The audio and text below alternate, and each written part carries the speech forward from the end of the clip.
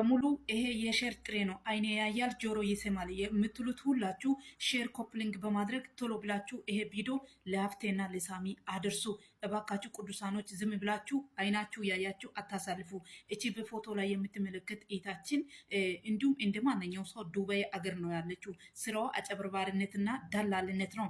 10 ልጆችን አመጣለሁ በማለት 10 ልጆችን አንድ ቀን ወደ ዱባይ አገር ለስራ አመጣለሁ ብላ ማይሆን ፎርጂት የሆነው ወርቀት ልካ 1,110,000 ብር በየሱ አካውንት ልጆቹ ካስገቡ በኋላ ወደ አዲስ አበባ ነው ብላ ከገጠር ወደ አዲስ አበባ ልጆቹን ካመጣች በኋላ ማይሆን ወርቀት ፎርጂት የሆነው ወርቀት በስልካቸው ላይ ልካ ልጆችን ቦሌ ሂዱ ብላ ልጆቹ ቦሌ ሄዶ ወርቀቱን ሲያሳየው ወርቀት ፎርጂት መሆኑ ልጆቹ አረጋገጡ። እሷ ግን ቦሌ ሂዱ ይለፉና ይሄን ወርቀትን አሳዩ እንዳለችዋ ስልኳን አጥፍታለች። እባካችሁ ቅዱሳኖች አይኔ ያያል የምትላችሁ ይሄ ቪዲዮ አታሳልፉ።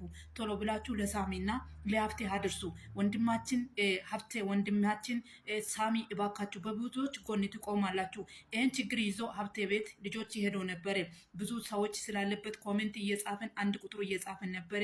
ሀፍቴ ማየት አልቻለም እያሉ ነው ወደ እኔ የመጡት።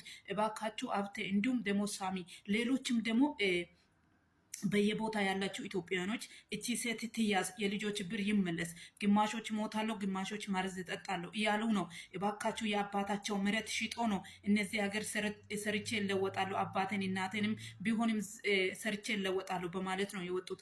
ነገር ግን አልተሳካላቸው። እባካችሁ ዝም ብላችሁ አትዩ።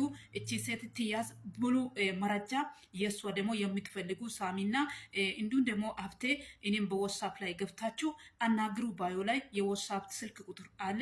ቅዱሳኖች ሙሉ በጎኔ ላይ ቆሙ። በክርስቶስ ፍቅር አሳስባችኋለሁ።